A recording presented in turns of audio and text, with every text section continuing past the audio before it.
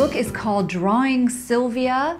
But before we get to those details, I just want to tell you a little bit about Catherine. Catherine studied playwriting in Beijing and is from China, came to the US in 1996 and has lived here ever since with her beautiful daughters. She has 3 kids, Jenny, Alina, and Sylvia. And Sylvia, she discovered years ago, was diagnosed with autism at age 3, but a little after that, she discovered a very special talent. Sylvia apparently is an extremely talented artist, and some of her paintings actually rival, some say, those of Picasso. And we are going to take a look at some of those a little bit later, but first I'd love to hear, and I'm sure our guests would love to hear about your book, Drawing Sylvia. Can we throw up a picture of the cover of Catherine's book? This is Drawing Sylvia, due out in stores, Barnes & Noble next month, and also on Amazon.com, is that right? Yes. So if you're interested in Drawing Sylvia, this is a book about Catherine's experience with her young daughter from ages 3 through 7. And Catherine will be putting out a new book that she's working on that will focus on Sylvia's experiences from ages 8 through 9 and will feature much more of Sylvia's artwork. And we also have a beautiful picture of Catherine's young daughter, Sylvia. Can we throw up a picture of that? This is Sylvia, everyone. And she is just the most gorgeous little girl. And this is the beautiful face behind all of these pictures that we're going to show you. Apparently, there are thousands of these paintings now out there. And in the Drawing Sylvia book, Catherine, aren't there hundreds of these pictures that you've put in? The hundreds, yes. Hundreds. 200. That's what I try to put in the book. So can you tell us a little bit about what inspired you to write Drawing Sylvia? Yeah, actually, Drawing Sylvia is about the artistic child speaks, and it's about a young girl who named Sylvia, my daughter. Of course, she was diagnosed at 3 years old with autism. And she's what is called special needs child, of course. This book about is a documentation of her journey, and then when she grew up, the period 10, and the 10 she drawing. So she's only 10 years old now. She from 3 years old she started 3 to 5. Her artwork is the early stage artwork. It's like a colorful, right? Colorful and the heart-filled kind of drawing, and most like draw one-eye character like a Picasso style. So, well, can we take a look at some of the early, we have these one-eyed drawings that are from Sylvia's early days. They're really beautiful. This is an example. Catherine, is this from when she was 7 years old? Yeah, this is one-eye style. That's early, like 5 years old. I think we have a couple more. Yeah, a couple more. Okay, that's this looks like Barbie dolls. Yes, that's when she. Well, yes, some like one eye, some like 2 eyes. So fantastic. Yes, this is more like Picasso style. That's yes. Really great. And when she turned the turn, she get more details in her unique way. So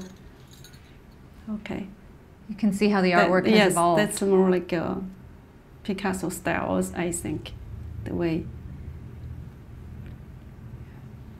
There's more there? Okay, there's only one email. So anyway, I just for about so many years, I think I need to do something about her art because she collected her own way too. She doesn't talk. She just uses her way to communicate with us. She translates her emotions, feelings in the colors and the characters and the shapes. So when she turned to 10 years old right now, she still doesn't talk that much, but all her times folks are drawing and it's just colors and shapes, characters.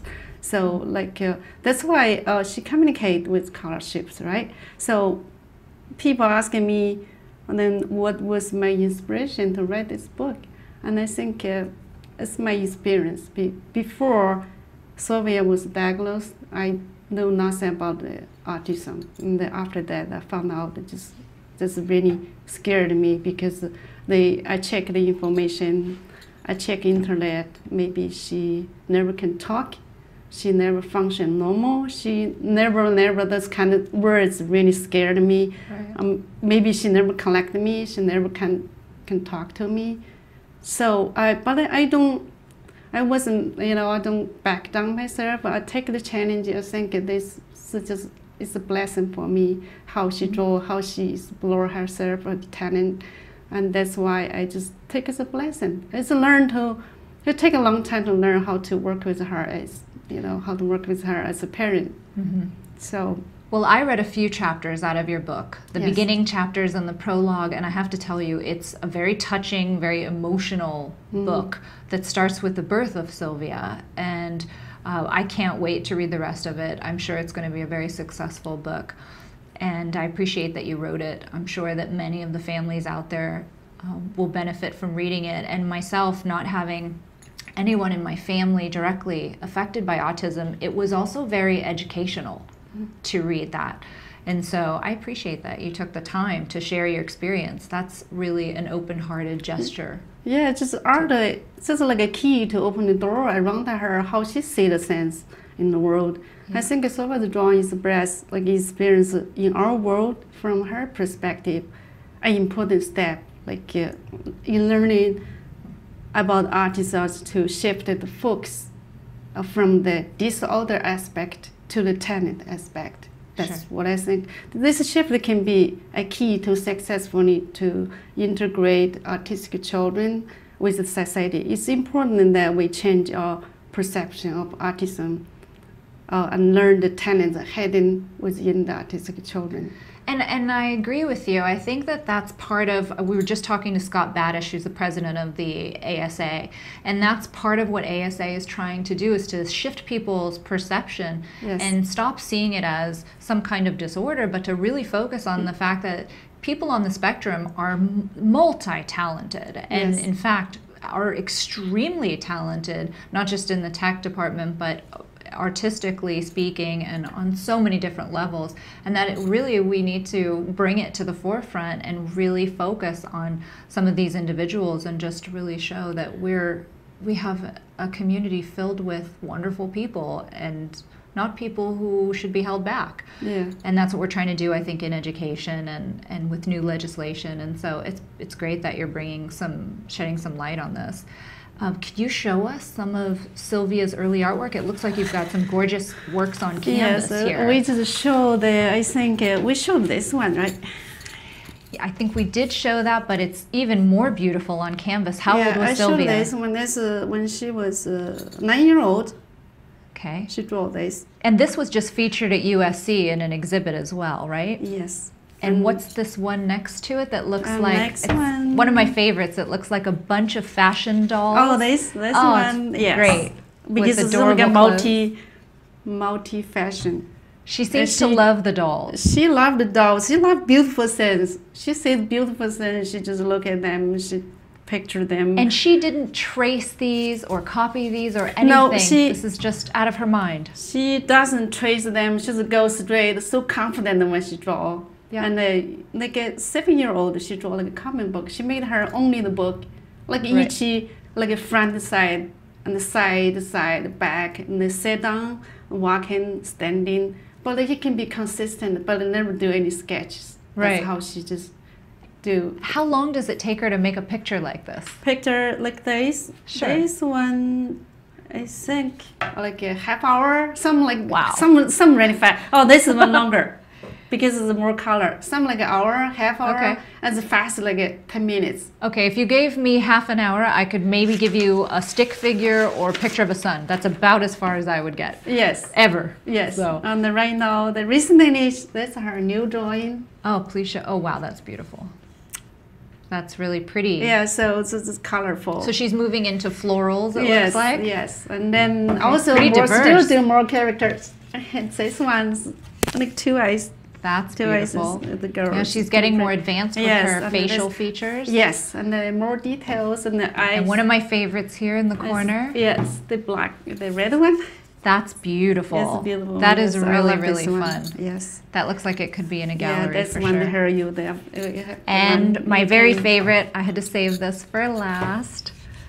We love this. This looks like a castle to me. I know we all see different things, but to me, this is just absolutely beautiful. And Sylvia has done many cityscapes, right? She did a lot. A lot of She cityscapes. like cities, buildings. She loved those, and all different colors. It's amazing. Yeah, this is just a tiny little sample of her abilities. She has thousands of these pictures.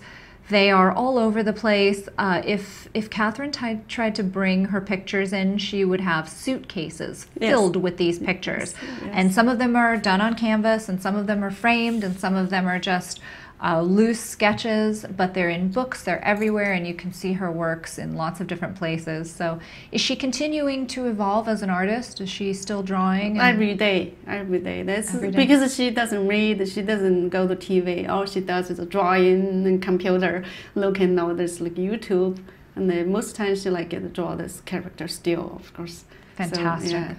So, so the two of you are taking this journey together, and as you write, she paints, and yes, so goes the then book. we're in the same room. She shared with me the same like office room, and it's funny say she doesn't sit on the chair. She sit on the floor. It's like a table kind of really low. She just sit on the floor and drawing just non-stop. That's fantastic. Yeah. But you get a picture into what she's thinking based on the pictures that she gives you. Yes. That's pretty spectacular, and she looks very talented. Yeah, so. I wrote this book is the main reason because of her drawing, and then I just want to share my experience with everybody, how we, remain hopeful, calm, how we deal with communicating with the child with a special need. So the 4 topics on this book. So like how you communicate with your child when you have special needs, how to build a relationship, because it's hard, they won't understand, and then how to remain hopeful. That's my 3 topics I'm talking about.